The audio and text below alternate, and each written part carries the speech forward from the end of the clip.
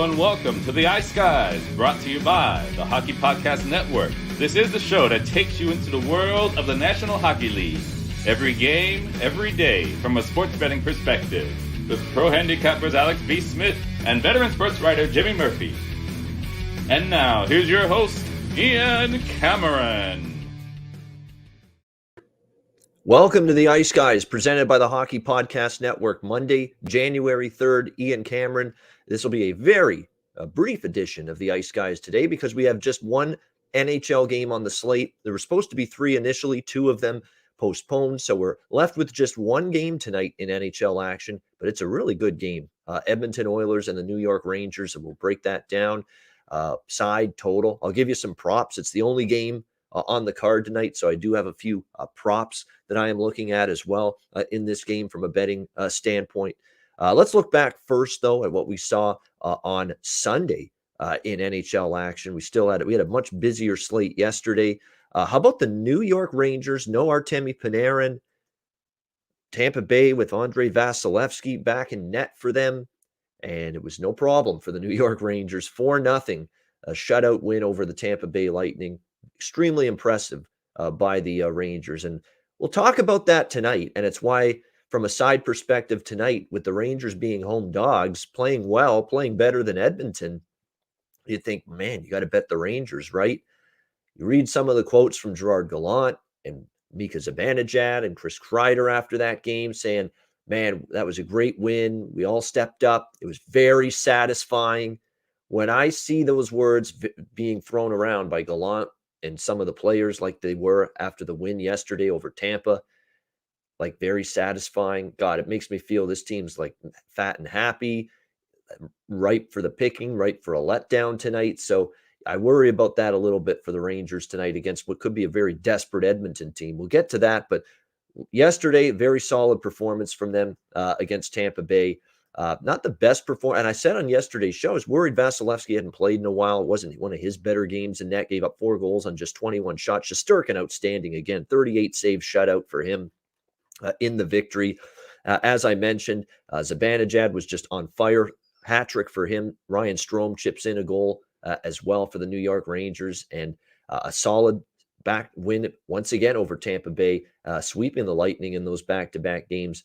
What a crazy game we saw with San Jose Pittsburgh. This was like Carolina and Columbus from Saturday, where Columbus had the big lead, 4-0, and Carolina comes back with 7 unanswered goals and wins the game. The only difference in this one was Pittsburgh actually blew the lead, but hung on at the very least for the win. 6-1 at one point for the Pittsburgh Penguins. That was the score after the first period of that game. It was an offensive onslaught in the opening 20 minutes for the Pittsburgh Penguins, and it was spearheaded by Evan Rodriguez, of all people. 2 goals for him in the first period. Jake Gensel got on the scoreboard for them. Kasper Bjorkqvist for the Penguins as well. Brian Rust added a goal, and it was 6-1 Pittsburgh after the opening period. San Jose got the only goal in the second period, so it was 6-2 after 40 minutes. But you still thought the Pittsburgh Penguins in relatively good shape here in this game. But that quickly changed in the third period as San Jose ended up scoring 3 goals in the first 5 minutes of the third period to make it 6-5, and all of a sudden put a whole lot of fright in anybody that, including me, that had Pittsburgh in regulation in that game. But they get the power play goal from Rodriguez, who finishes the hat trick in the game to make it 7-5, and then of course the empty netter from Rust, 8-5 final for the Penguins. But yeah, definitely all of a sudden, what has happened to James Reimer is a good question that someone's in our chat right now as this show's going on, wondering that same thing. And yeah, James Reimer has not been good in a couple of these games since the break. He gave up 7 to Arizona the first game after the break. Was better against Philadelphia, led them to a victory in overtime. And then Sunday, 6 goals allowed on just 17 shots, ended up getting pulled.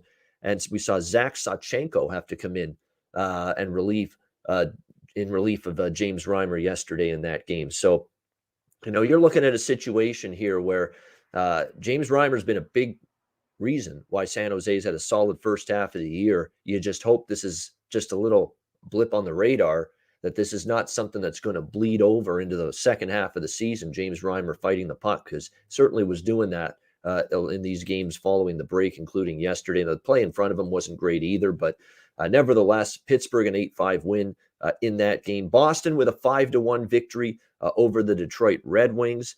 Much better effort from the Bruins this time around. Buffalo, I think, coming off the layoff, the Bruins, that wasn't their A game against the Sabres, yet they still managed to rally on Saturday. It was a much cleaner game all around from the Boston Bruins in that 5-1 win against Detroit on Sunday. How about the New Jersey Devils? They continue this nice little stretch of hockey they've had since the break. They beat Washington 4-3 in overtime. The game goes over the total, which made me very happy. Sharon Govich, Severson, Heeshear getting 2 goals, including the overtime winner for that 4-3 win. Very, very impressive victory for the New Jersey Devils. Mackenzie Blackwood had a terrible gaffe in the third period, leading to the Washington tying goal. But overall, he played one of his better games. And, Samsonov has kind of had an up and down year for the Caps. He gives up 4 in the game last night. His numbers just aren't phenomenal. I mean, 2.64 goals against is not bad, but it's not great. And a 908 save percentage.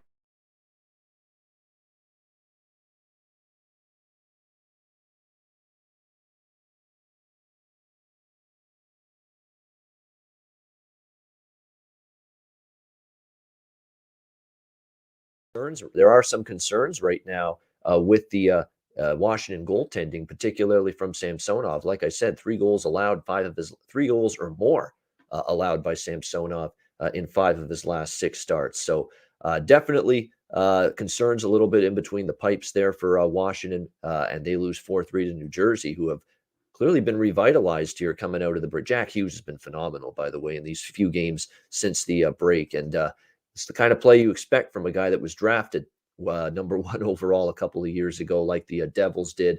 So certainly good news to see him playing well for the Devils. The other results yesterday, 4-2 Colorado with the win over Anaheim. Not pretty. They needed a 3-goal third period to erase a 2-1 deficit, but the Avalanche, again, I think the first 2 periods definitely, you can sense this team was a little bit shaky, a little bit rusty. In fact, there's a noticeable trend with some of these games, not so much Pittsburgh, but Anaheim against a team off a long layoff, Colorado. Colorado got off to a slow start. The next game we're going to talk about, Vegas and Winnipeg. Vegas was up 2-0 in the first period. Winnipeg was a team off a long layoff, and all of a sudden they had a slow start. So first period wagers, if you find a team, if you had found a team that had played at least a game or 2 since the break against a team just coming off that layoff, you had some decent betting situations there. Vegas with the 2-0 lead early, but the Jets quickly woke up in the second period. They tied it very early in the second, and then they took a 4-2 lead in the third period, and it looked like the Jets had just seized complete control of the game at that point. But the Vegas Golden Knights get a couple of goals, including one late to tie the game, before Kyle Connor wins it in overtime. A wild back and forth, very entertaining game, the Jets and the Golden Knights. I know Sundays are dominated for a lot of people by NFL football, and I was certainly watching mostly NFL at that time, but one of my TVs had that Winnipeg-Vegas game on, and it was a really good hockey game, and the Jets get the win 5-4. Very good result for me. Had a little piece of the Jets as a road underdog, and best bet on yesterday's show cashes as well with Winnipeg-Vegas over the total. So I was very happy to see it play out that way. The Jets with the 5-4 win. I'm telling you, Winnipeg overs with Dave Lowry behind the bench, that's clearly going to continue for me to be the way to go because this team's playing with a great deal of pace. This team is trying to get the puck moving quickly up the ice, north-south, no question about that. And they are really making an emphasis, too, on getting more traffic in front of opposing netminders. And often when you do that and you really work at doing that, you're going to put yourself in a greater position to score goals. So this Winnipeg team looks like a dead nuts over team right now in the short term until odds makers adjust. I mean, we're seeing, Winnipeg basically 5.5, 6 totals. We haven't seen that 6.5 yet. We've seen other teams, and with this barrage of overs that we have seen in the NHL, and I'll get to that in just a second, with the barrage of overs that we've seen in the NHL since the Christmas break ended, We have seen a lot of teams have their totals adjusted to 6.5 in their games. That has not happened yet with the Winnipeg Jets. So right now it's a situation where you can take advantage of this moving forward because they're playing with the pace, and certainly they certainly have the firepower up front, along with the pace they're playing at. They've certainly got the profile of a team that should have their totals at 6.5, and they're not yet, this Winnipeg team. So this is definitely something you think to keep taking advantage of moving forward in the short term. And when you look at it from a Jets standpoint, I'm just going to look at their recent results because I believe that was their third game since Dave Lowry has been behind the bench. Yes, he took over December 17 against Washington, and we have seen 2 overs and a push in the first 3 games with him behind the bench. We saw a 5-2 game, a 4-2 game, and a 5-4 game. And again, there's been way more scoring chances have gone up, definitely from what I've seen in these statistics in the 3 games for the Jets with him behind the bench. So something to keep an eye on here moving forward with Winnipeg. All right, the other games, the last game last night, I should say, 5-1 Calgary. And look, I had an amazing weekend in the NHL, 12-2 overall. I said 12-1 on Twitter. It's actually 12-2. I forgot to include the flyer bet that I made Saturday night against LA. I had 2 losses all weekend, Saturday and Sunday combined in the NHL. Both were sides. One was Philadelphia, took them as an underdog against LA. The Kings won that game. And the other, I hope you're watching and listening, Terry Edelman. The only other loss I had this weekend was your fucking Minnesota Wild in a piss poor, embarrassing performance in the Winter Classic on home ice. To think that they played that way in the first 2 periods of that game. They were lethargic. They were lifeless. They were catatonic on the ice. My gosh, you're in the Winter Classic in front of a bunch of fans that braved cold elements, frigid winter air. And that's the way you came out and played in the first 2 periods of that game. So those were the 2 losses for me. Other than that, it was a great weekend. 12-2 overall, and 12-0 with totals for me. Every totals bet I made this weekend was absolutely was a casher, was a winner. And this one, and things are going well when you win an over the way I won this one with Calgary and Chicago. I mean, this one looked like for sure, this one's not going to come through here. It was 3-1 with just a couple minutes to go. Sure enough, what did we see? We saw, of course, Chicago pull the goalie down 2 goals, which you expect.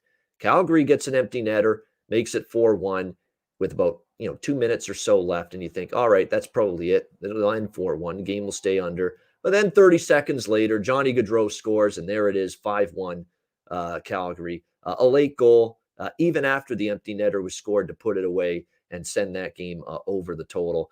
When you have a 12-2 weekend, it's not just that you made good bets and had good picks. You get some bounces, you get some puck luck, you get some luck to go your way. And that was definitely the case there with the over in that Calgary-Chicago game. So we'll take it, and definitely a nice win for Calgary. Calgary looks good coming out of the break. Those were 2 good road performances for them. Now, granted, Seattle's struggling, Chicago's up and down, but Calgary, given how long they were off, see, that's why that excuse doesn't hold water, Terry. They were bad. They were bad. Just admit they were bad, Minnesota. Calgary was off for a longer period of time, after their COVID pause and after the Christmas break. What did they do coming out of the break? 2-0. Beat Seattle and they beat Chicago. I will say this, Minnesota had a tougher opponent. St. Louis is better than Chicago and Seattle. Calgary's 2 opponents. I will give you that. But nevertheless, right now, that was very disappointing. That's all that needs to be said. Anybody that's a Wild fan, and Terry will admit that too. That was very disappointing.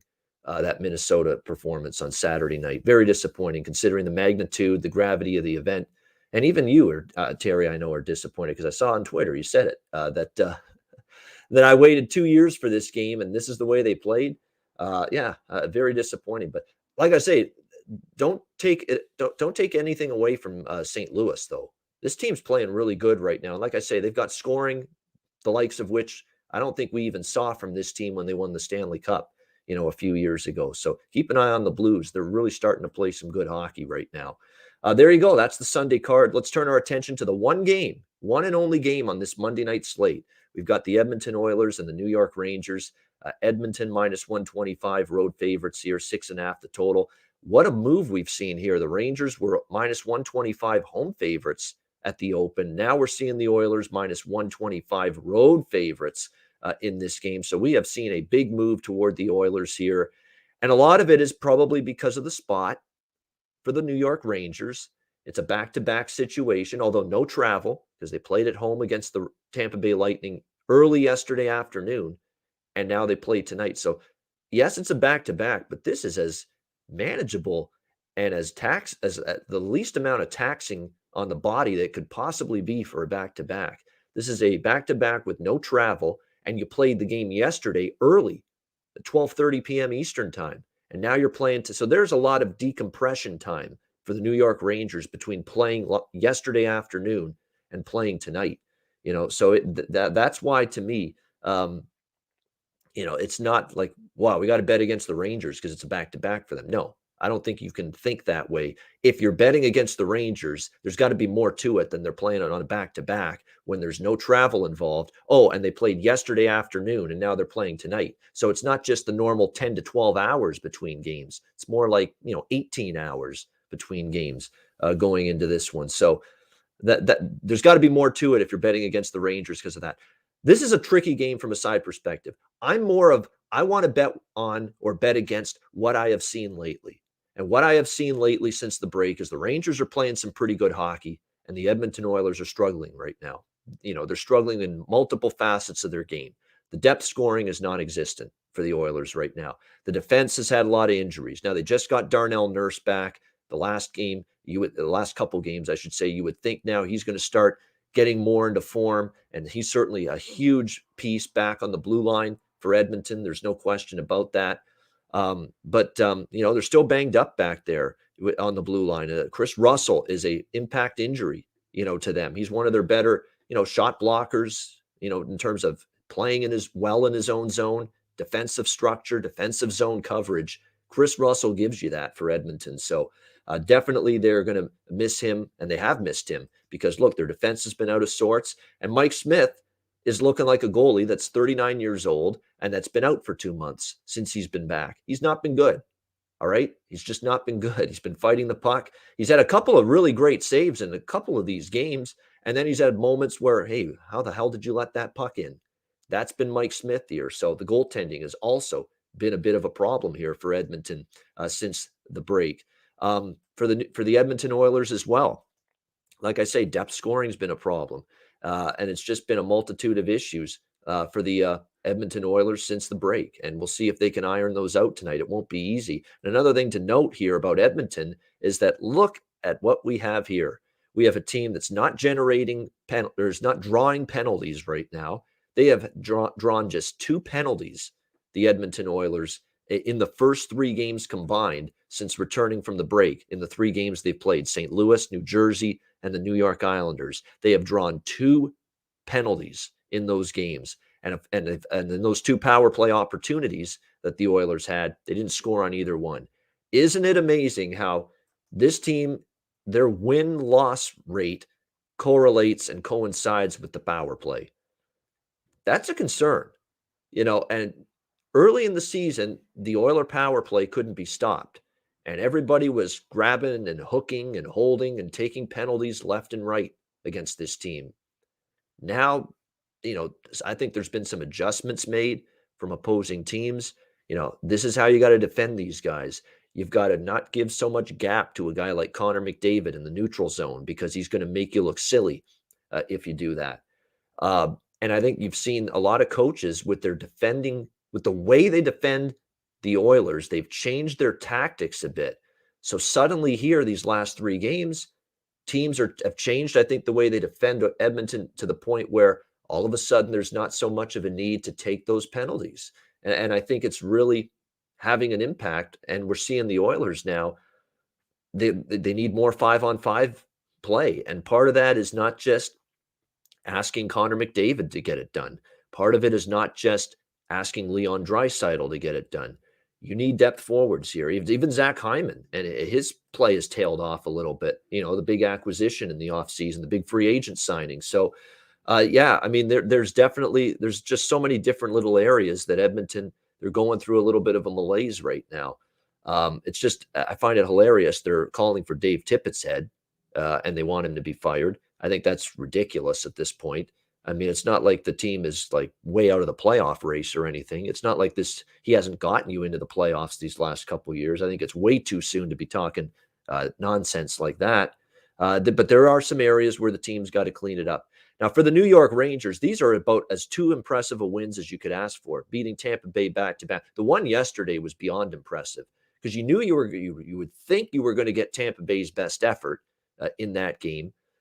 Coming off the previous game to the Rangers, and they had obviously been embarrassed by Florida 9-3 the game before that. You would have thought for sure you're going to get Tampa Bay's best, Vasilevsky back in net, no Artemi Panarin for the Rangers, who of course will be out again tonight for this game against the Oilers.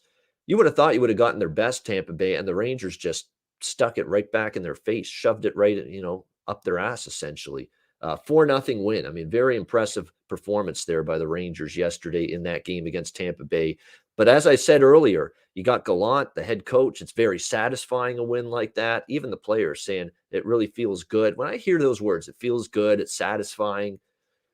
I don't want to hear that from players when I want to bet on them. All right. That means it's just got that, we feel so good. And we've got that maybe come back down to earth, just clunker waiting to happen tonight. That's the fear I have with the Rangers. But as I said earlier, I'm someone, when it comes to pretty much across all sports, I bet on what I've seen, not hypotheticals or conjecture or what I think might happen, or a team might be due for a good performance, or a team might be due for a flat spot or a letdown. So for me, having said all of that, you pretty much know that the only way I would bet this game is the New York Rangers, especially now that they are a home underdog in this game. I'm seeing them play well. I'm seeing them find ways to win games. I'm seeing them get great goaltending from Igor Shesterkin and Georgiev. And by the way, with Shesterkin getting the shutout yesterday and this being a back-to-back, you probably will see Georgiev tonight for the Rangers, although it has not been confirmed just yet. So you cannot make that for sure. You cannot say for sure that he'll be in net. And there has been a difference between Shesterkin and Georgiev. Georgiev has got a 2.87 goals against average, 902 save percentage. Still a winning record with him starting for the Rangers, 5-3, 5-3-2, I should say, 5-5. Okay, so they're 500. There were a couple of losses beyond regulation in there. So yeah, Georgiev is definitely the weaker of the two goalies. You definitely would prefer Shesterkin, but I would think he'll be in net again. Not confirmed yet, so we can't say for sure. For the Edmonton Oilers, they lost to the Islanders, but they got some. I thought Koskinen was solid. I mean, I don't think in that game against the Islanders, the 3-2 overtime loss on Saturday, I don't think any of those goals were brutal goals by him. Whereas Mike Smith, he had a couple of those goals that he gave up against New Jersey and St. Louis, the games before that, where you're like, wait, you got to get a save there. I don't think he had any of those from Koskinen on Saturday, those moments where, hey, come on, guy, you got to make that save. You got to stop that puck. So I think if you're Dave Tippett, you got to go to Koskinen. I think there's a little bit more faith in him right now. You got to wait to see if Mike Smith, maybe needs a little bit more practice, face a little bit more rubber, whatever the case may be. But I think he just needs a little bit more time to find his game again. So if I'm Edmonton, I'd probably go to Koskinen here tonight. Again, I'm projecting and I'm just spitballing here because we don't know. We have not seen either team confirm their starting goalie for this game tonight. So keep an eye on that. So for me, it's a lean to the Rangers here in this game, even without Panarin again in this one, because look, they're a home underdog now. And that's you're putting the Edmonton Oilers out there as -125 road favorites. That's the price right now. We're talking an Oilers team that is struggling, that really even before the break, to be honest with you, wasn't playing their best hockey. They're 2-8 in their last 10 games, which isn't very good. Their road record is 8-8 this year. They're a 500 road team, the Edmonton Oilers. They've been better at home. To me, this is Rangers are past. The reason why I'm probably passing is because I just I feel overconfidence a little bit in the Rangers, and I feel they treated those games like, playoff caliber intensity and focus were the mindset for the New York Rangers for those 2 games just now back to back against Tampa. Will they have it here is the big question. But to be honest with you, Edmonton, with their problems right now defending consistently, um, the New York Rangers, like I said, even without Panarin, there's more than enough offense to go around. Ryan Strome has stepped up. Mika Zibanejad's been amazing. Don't forget about Lafreniere. Don't forget about Capo Caco, who's very capable of stepping up as well. You've got, there's definitely Dryden Hunt has actually chipped in some offense for them this year. Philip Hedl, depth forwards that have made a difference as well for the New York Rangers. So, like I say, if you're taking the Oilers, I understand from a spot. If you're a situational bettor, you like Edmonton here. I get it.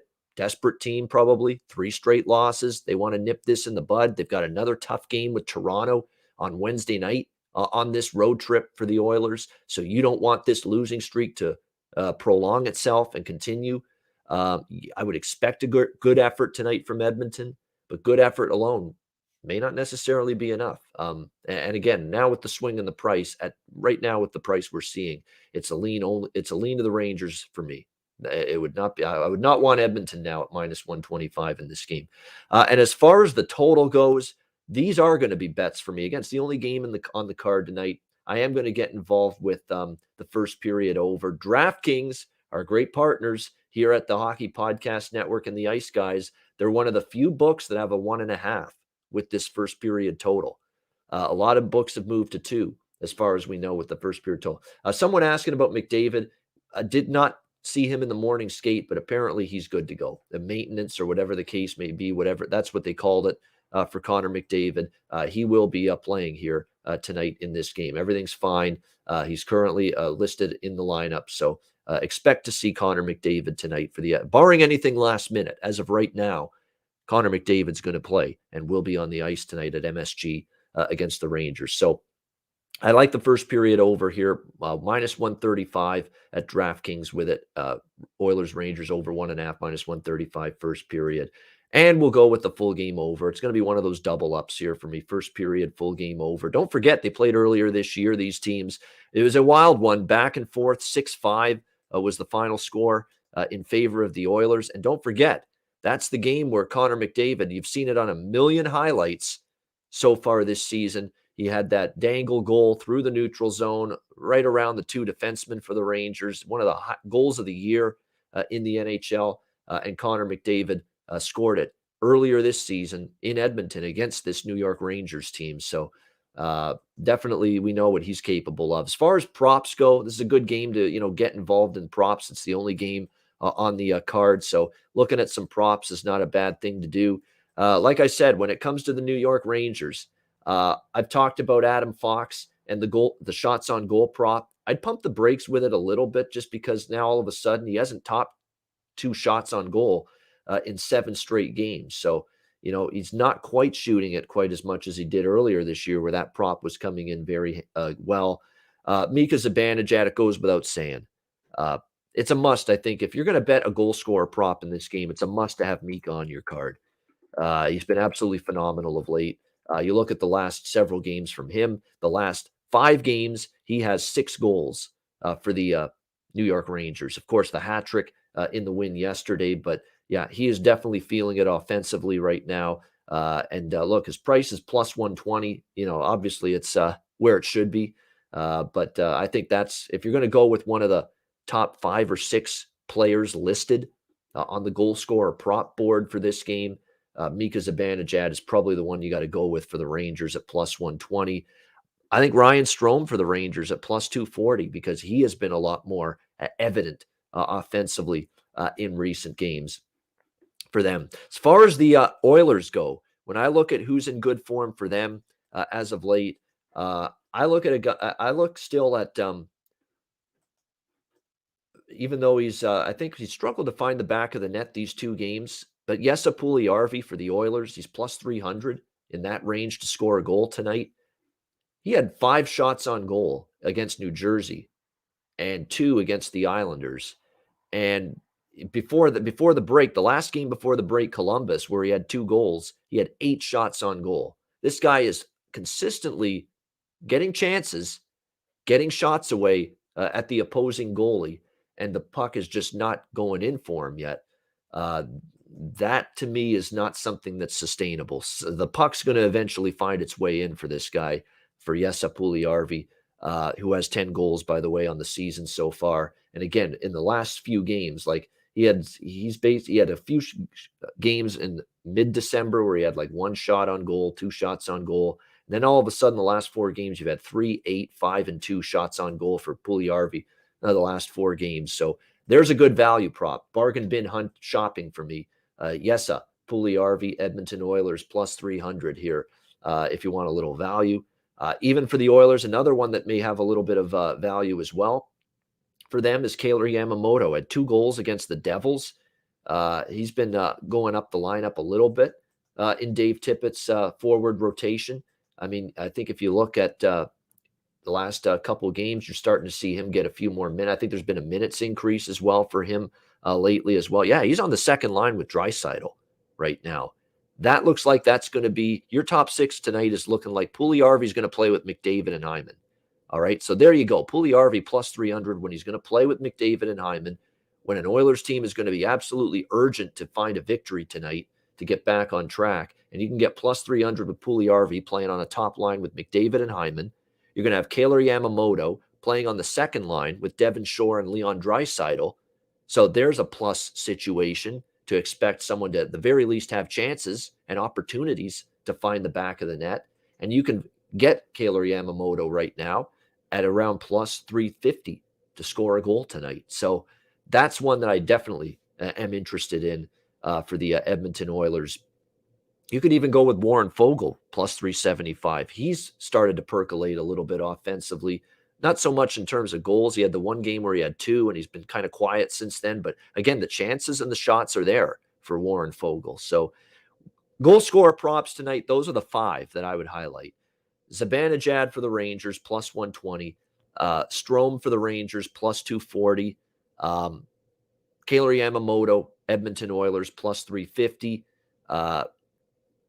And Jesse Puljujärvi, plus 300. I almost forgot. But yeah, Puljujärvi, plus 300. Yamamoto, plus 350. Warren Foegele for the Oilers, plus 375. Those are a bunch of props that I would be looking at. Again, this is the only game on the slate. Get a little creative. No, don't put big bets on any prop. You should never put big bets on any prop. Keep them relatively reasonably sized, and go for that here on a night where we only have 1 game on the card. Yeah, Kaapo Kakko, good question. Someone asking, do you like his prop tonight? Kaapo Kakko is getting top line minutes right now. You're not going to see me say to you, no, that's a bad bet with Kaapo Kakko. Now, the problem is, and Kaapo Kakko is getting plus 370. You know what? And he's going to play with Zibanejad and Kreider tonight.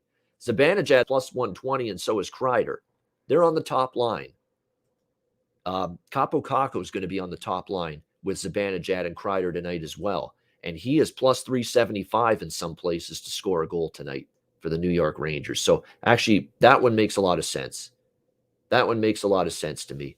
Kaapo Kakko to score a goal here, just because he's going to be on the top line. He's going to get the minutes. He's going to be playing with the 2 best players, the 2 best offensive players outside of Panarin, of course, who's not playing tonight. He's going to be playing with the 2 best offensive players the Rangers have had all season on that top line, Mika Zibanejad and Chris Kreider. That's what Kakko's going to get here in this game. Top line minutes. He's going to have opportunity, you would think. It's not like Edmonton has shut down opposing teams defensively since the break. They have not done that. Plus 375 at Kakko. Yeah, that is a good price for the situation he's in here. No question about that. Top line minutes, playing with guys that are feeling it, playing with teammates, line mates that are feeling it offensively right now, like Zibanejad and Kreider are. Yeah, sign me up for that. That's a good price. Plus 375 here with Kakko. Playing on the top line. Let me look at his numbers the last few games. Again, he's on a 4-game goalless drought. Hasn't scored in the last 4 games, but the last 3 games against Florida, he had 3 shots on goal. He had 2 shots on goal. in each of the 2 games against Tampa Bay. So he's had some opportunities. So there you go. I would put him on the goal scorer prop interest list for me in this game tonight between the Rangers and the Oilers. Look, you can go ahead and bet Connor McDavid and Draisaitl and Kreider. The only higher up goal scorer prop I like tonight is Zibanejad, just because he's on fire right now. You can bet those minus 120, plus 100 even money, plus 110, plus 120 props, and you could probably make a good case for them and probably win, a couple of them. But I always like to go for the bargain hunting. I like to go for those big shots. I like to go for those plus 200 prices, those plus 300 prices like a Puljujärvi tonight, or a plus 350 like a Yamamoto tonight, plus 375 like Capo Caco tonight, even plus 250 on Ryan Strome for the New York Rangers tonight. Those are what I like to look for. A little bang for my buck when it comes to betting NHL goal scorer props. And I definitely think in a game like this, you've got some live bigger plus price shots, in my opinion, with some of these players on both sides here for tonight's lone NHL game between the Edmonton Oilers and New York Rangers. Leave it to me with one game on the card to stretch this show out to almost 40 minutes, but somehow I managed to do it. Thanks to everyone for tuning in. Before we get to a best bet for this one game on the card, a reminder about DraftKings Sportsbook, official sports betting partner of the NHL, of course, and does, again, DraftKings is just a terrific sportsbook option for anybody that wants to bet NHL hockey. There's no question about that. So great time of year, take advantage of it for sure, of what can be done here in terms of, betting NHL hockey for sure. And take advantage if you're a new customer as well in, a great offer in terms of you bet just $1 on any NHL game. Start with tonight's game. If you're a new customer, Oilers, Rangers, bet just $1 on any game, win $100 in free bets if either team scores a goal, and it's that simple. So take advantage of that. If DraftKings Sportsbook isn't available in your state, you can play for huge cash prizes all season long with DraftKings daily fantasy hockey contests. DraftKings giving all new customers a free shot at millions of dollars in total prizes with their first deposit. Download the DraftKings Sportsbook app now. Use promo code THPN. Throw down $1 on any NHL game and win $100 in free bets if either team scores a goal. Promo code THPN this week at DraftKings Sportsbook, an official sports betting partner of the NHL. Must be 21 years of age or older. Must reside in a DraftKings Sportsbook state. New customers only. Minimum $5 deposit and $1 wager required. One per customer. Restrictions apply. See DraftKings.com/sportsbook for details. Gambling problem? Call 1-800-GAMBLER. Download the DraftKings app. Sign up for an account. Use the promo code THPN.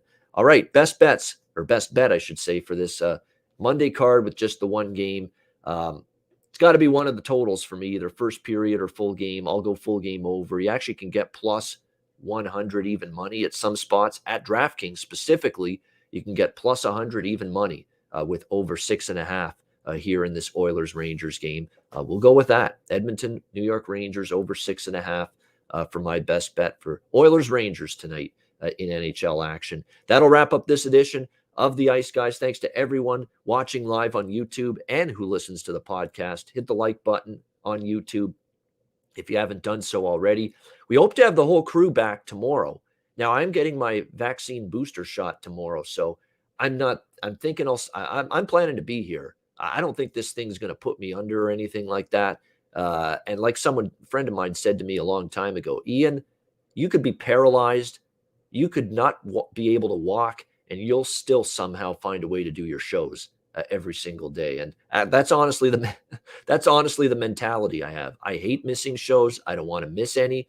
I try to be here for every single one, and I expect to be here tomorrow for this show at 2 p.m. Eastern. But regardless, we're hoping to have Jimmy Murphy with us for the first time in the new year, and Andrew McInnis as well. Of course, Alex B. Smith is still dealing with the personal issues. And of course, just recently his father passed, but we're hoping Alex is going to be back. If not later this week, definitely by next week here on the Ice Guys show, and looking forward to having the crew back right here starting tomorrow, right here on the Ice Guys show. So thanks to everyone for joining us. A reminder, the Ice Guys is live 7 days a week, Monday to Friday, 2 p.m. Eastern, Saturday and Sunday, noon Eastern. If you can't watch the show live, download the Ice Guys podcast in audio form on all major podcast platforms, Google Podcasts, Apple Podcasts, Spotify, Stitcher, and iHeartRadio. Download the Ice Guys podcast when you can't watch the show live.